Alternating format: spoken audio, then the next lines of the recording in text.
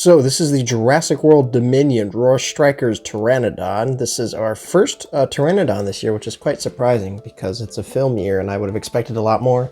And this is a pretty substantial retool of our past iterations of the Pteranodon, so it's pretty exciting. It is just, another Pteranodon. So, another Dominion figure here on the channel. We got the Dominion T-Rex, Jurassic World Dominion, Roar Strikers Pteranodon. This dude retails for $16.99, but you should be able to find him on clearance, because that new wave of Dino Trackers figures is starting to show up.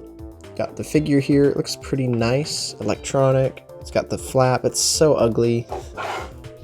The flap on the sky. We got the Jurassic World Dominion logo here.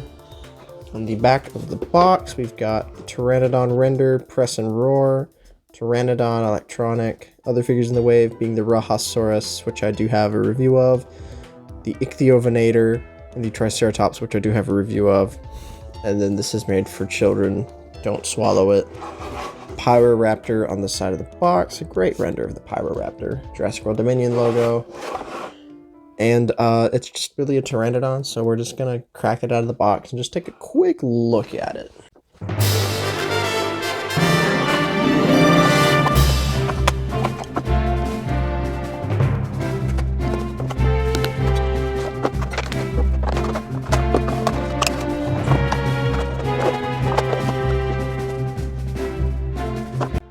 This is the part in the video where I normally say we have some mild assembly to do, but this figure actually comes fully assembled out of the box. The wings are folded, so we can go ahead and fold those out. It's got a pretty good wingspan here on this Pteranodon.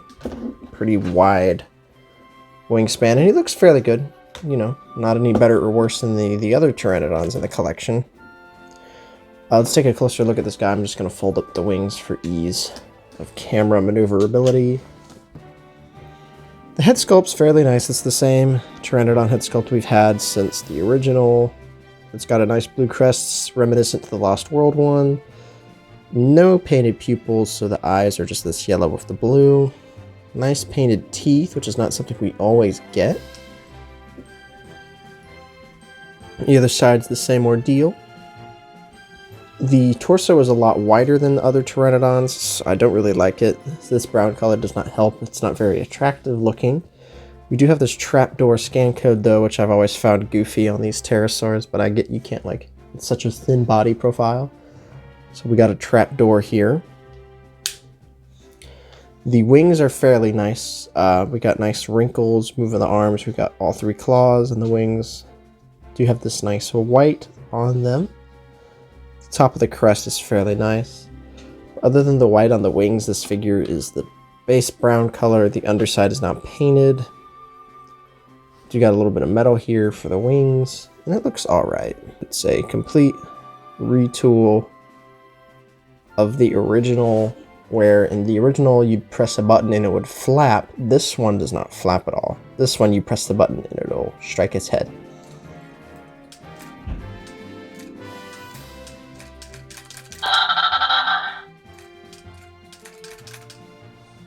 It does make noise. There we go.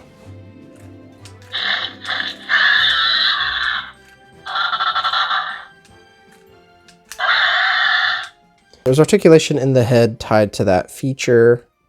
And then the wings are new and the legs are new, where the wings, most Pteranodons do have this folding feature, but these wings will actually rotate.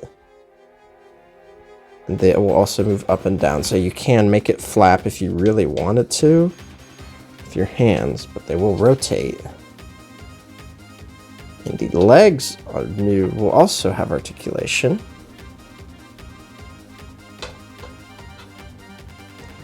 So they will also rotate. Which is pretty cool that we do have rotation on the legs. So honestly, this Pteranodon's not awful, but it is definitely not the best Pteranodon that Mattel's done.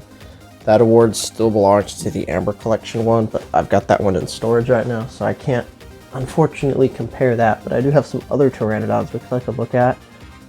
Take a look at one of the first Pteranodons Mattel ever did. This is the Jurassic World Pteranodon, Jurassic World Fallen Kingdom one. It's based off of the Jurassic World design. This is the Roarvore's one, you press the button.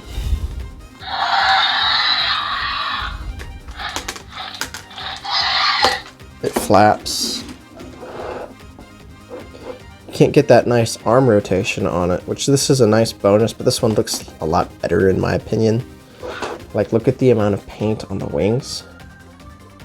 Yeah.